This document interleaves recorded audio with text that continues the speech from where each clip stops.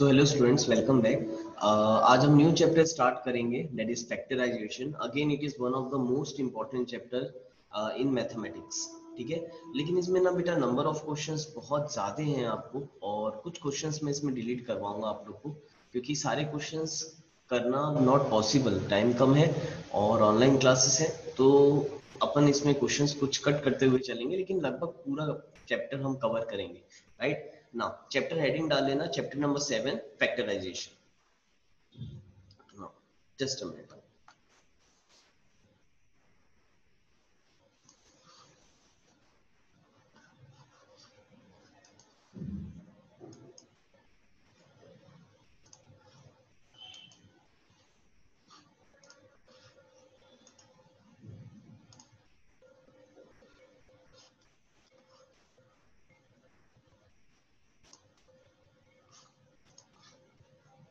Just a minute बेटा।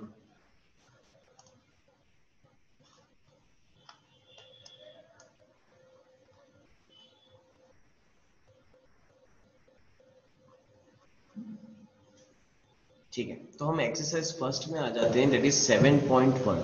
हमको factorise करने बोला है।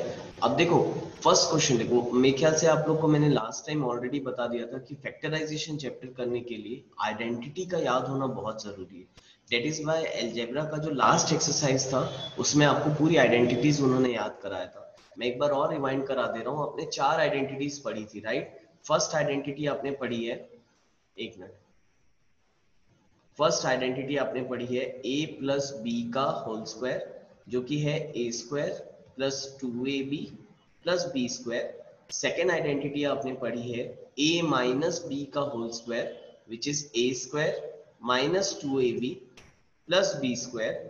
थर्ड आइडेंटिटी आपने पढ़ी है a square minus b square की, तो that is a plus b into a minus b, right. और फाइनली फोर्थ आइडेंटिटी आपने पढ़ा था x प्लस ए इंटू एक्स प्लस बी की, जिसका फॉर्मूला है x square plus a plus b times of x plus a b, right. तो ऐसे करके आपने ये 4 आइडेंटिटीज मैंने बोला था, इसको बाई हार्ट आपको याद करना है, और इसी से ही रिलेटेड हम फैक्टराइजेशन कई सारे क्वेश्चंस करने वाले हैं, राइट। तो चलो स्टार्ट करते हैं। अच्छा देखो 7.1 में टोटल 17 क्वेश्चन है बेटा। हम स्टार्टिंग के 10 क्वेश्चन बस ही करेंगे, ठीक है। Will do starting 10 question only, ठीक है। तो रेस्ट ऑफ द क्वेश्चन आपके कट रहेंगे, स्टार्टिंग 10 क्वेश्चन करेंगे। नाउ फर्स्ट क्वेश्चन देख लो क्या दिया हुआ है। फर्स्ट क्वेश्चन दिया है 12x स्क्वायर माइनस 9x, ठीक, 12x स्क्वायर माइनस 9x। अब देखो हमको इसको फैक्टराइज करना है। कभी भी ये जब फैक्टराइज वर्ड आता है ना, फैक्टराइज का मतलब क्या होगा कि हमको उसको सिंप्लीफाई करना है, ठीक है। तो अब कैसे करेंगे? तो सबसे पहले देखो इसमें कॉमन फैक्टर क्या है बेटा, 12x स्क्वायर माइनस 9x। तो अब कॉमन फैक्टर क्या होता है? तो कॉमन फैक्टर के लिए हम क्या करेंगे, इनको ब्रेक करेंगे, हर एक को ब्रेक करेंगे। अब देखो अगर मैं 12 को ब्रेक करूं तो 12 का प्राइम फैक्टराइजेशन कर लो, 2 6 जा 12, 2 3 जा 6, 3 1 जा 3। तो हम 12 को लिख सकते हैं 2 इंटू 2 इंटू 3 इंटू, अगेन यहाँ एक्स स्क्वायर है, एक्स स्क्वायर को हम क्या लिख सकते हैं, x इंटू एक्स, राइट। वैसे ही माइनस, अगेन 9 को हम क्या लिख सकते हैं, 3 इंटू 3 इंटू एक्स, राइट। ऐसे ही लिखेंगे, 3 3 जा 9 और ये x। अब हम ये देखेंगे कि दोनों में क्या क्या चीजें कॉमन है, यानी कौन कौन से टर्म्स आपको कॉमन दिख रहे हैं। तो मार्क कर लेता हूँ, 2 तो इसमें नहीं है, यहाँ एक 3 है, यहाँ एक 3 है, तो ये कॉमन है। अगेन ये एक x है, ये एक x है, ये कॉमन है, राइट। तो दोनों में ये दो टर्म कॉमन है, तो हम उसको क्या करते हैं, बाहर कर लेते हैं। मैं 3 और x दोनों में से बाहर कर लूंगा।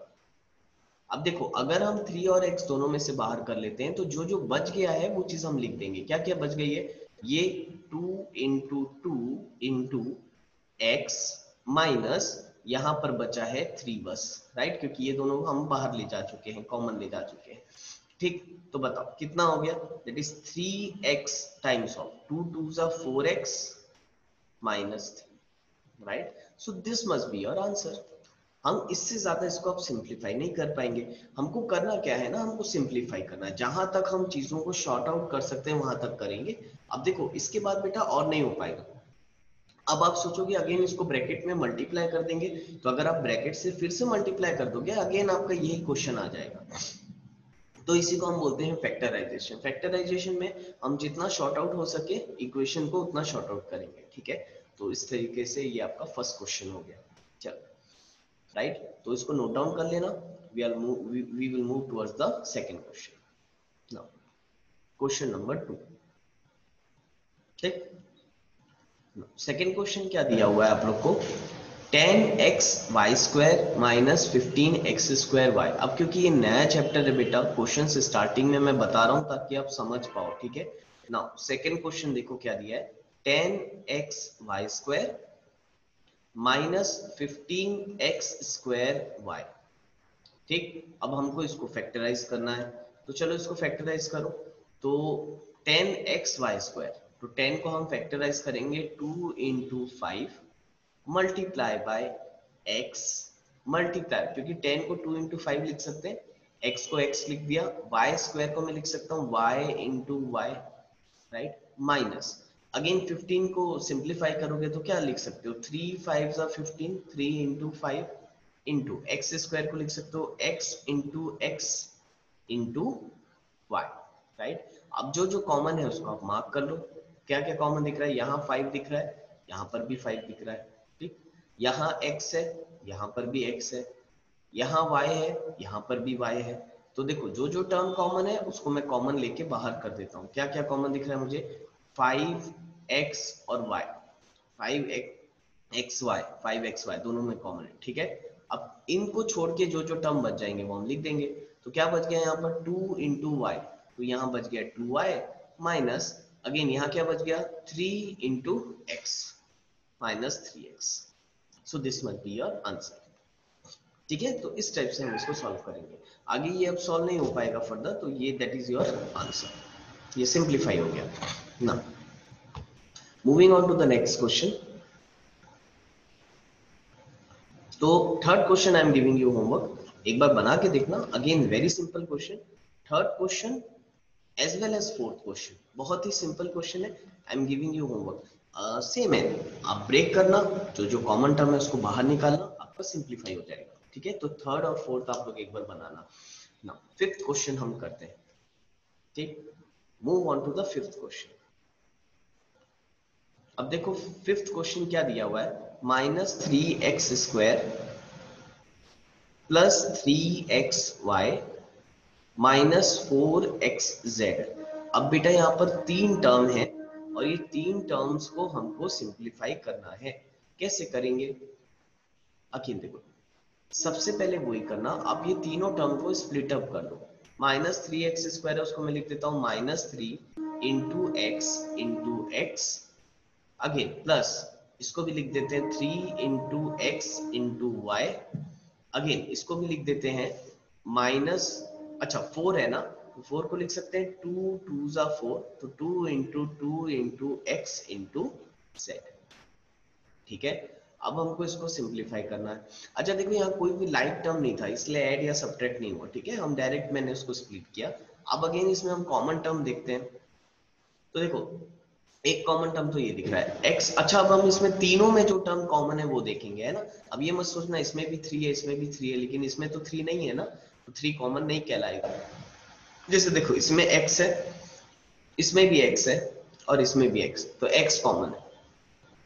और कुछ कॉमन दिख रहा है अब आप लोग को यहाँ पर, तो ध्यान से देखो, और कुछ भी कॉमन नहीं। 3 ये दोनों में है लेकिन इसमें नहीं है, अगेन x यहाँ पर है, यहाँ पर भी नहीं है और यहाँ पर भी नहीं है, और x तो नहीं है, यहाँ y है यहाँ नहीं है, यहाँ z है, इन दोनों में z नहीं है, तो अब कोई भी टर्म कॉमन नहीं है। तो जो टर्म कॉमन आ गया उसको बाहर ले जाओ, इसको मैं x लिख देता हूँ। अगेन क्या बच गया, -3x यहाँ आ गया प्लस 3y ये हो गया, अगेन -2 2 ज़ा 4 बेटा इंटू z, तो ये -4z आपका बच गया। तो this must be your answer. तो बहुत सिंपल है फैक्टराइजेशन, ठीक है। जब तक आपको समझ में आ रहा है फैक्टराइजेशन आपको बहुत इजी लगेगा, ठीक है। तो कोशिश करना इसको आपको रटना नहीं है, बिल्कुल समझ समझ के बनाना। तो दिस इज क्वेश्चन नंबर 5, ठीक है। चलो आगे बढ़ते हैं, इसी टाइप का और क्वेश्चन एक करते हैं। Now next is question number sixth, अब क्वेश्चन नंबर 6 ना आई am giving you homework. Question number 6 I am giving you homework. Why? Because question number 7 is a very good question. Seventh question बना लिया तो फिर 6th question तो 8th question आराम से बना लोगे. तो I am doing 7th question. मैं 7th क्वेश्चन एक बार करवाता हूँ, 6th आप लोग से आराम से बनेगा. ठीक है. Now question number 7, 14a square minus 28a square b square plus 21a की पावर 4. ठीक, तो चलो इसको हम करेंगे सॉल्व. नाउ आप देखो इसको सॉल्व कैसे करेंगे बेटा. 14a की a square minus 28a square b square plus 21a की पावर 4. अब हमको स्प्लिट करना पड़ेगा. ठीक, चलो स्प्लिट करते हैं. 14 को आप कैसे स्प्लिट करोगे? 14 का स्प्लिट मेरे ख्याल से सबको मालूम है. 2 7 जा 14 इंटू a स्क्वायर है तो a into a, right, minus. अब 28 का करने के लिए आप यहाँ साइड में से निकाल लो 28. तो 2 1 जा 2 4 जा 8, अगेन 2 7 जा 14, अगेन 7 1 जा 7, राइट, ऐसे ही होगा. तो ये 28 हो गया 2 इंटू 2 इंटू 7 इंटू ए स्क्वायर है तो a इंटू a और b स्क्वायर है तो b into b plus again 21a की पावर 4. अच्छा बेटा, अभी मैं ना आपको ऐसा लेंदी मेथड बता रहा हूँ स्प्लिट करने वाला. जब हम अच्छे से प्रैक्टिस कर लेंगे फैक्टराइजेशन की तो अब हम फिर हमको डायरेक्ट कॉमन लेना भी आ जाएगा. तो फिर मैं आपको वो भी सिखाऊंगा कि डायरेक्ट कॉमन कैसे लेते हैं. फिलहाल अभी तो ऐसे सीख लो. नाउ 21, इसको भी ऐसे करेंगे 3 7 जा 21 एंड 7 1 जा 7. तो 21 हो जाएगा 3 इंटू 7 इंटू ए की पावर 4 है तो a into A into A into A, right. चलो अब कॉमन फैक्टर मार्क कर लो. क्या क्या चीजें कॉमन है? तो देखो सबसे पहले ना मुझे 7 तीनों में दिख रहा है. इसमें भी 7 है, इसमें भी 7 है, इसमें भी 7 है. तो 7 तो कॉमन हो गया. उसके अलावा क्या दिख रहा है कॉमन?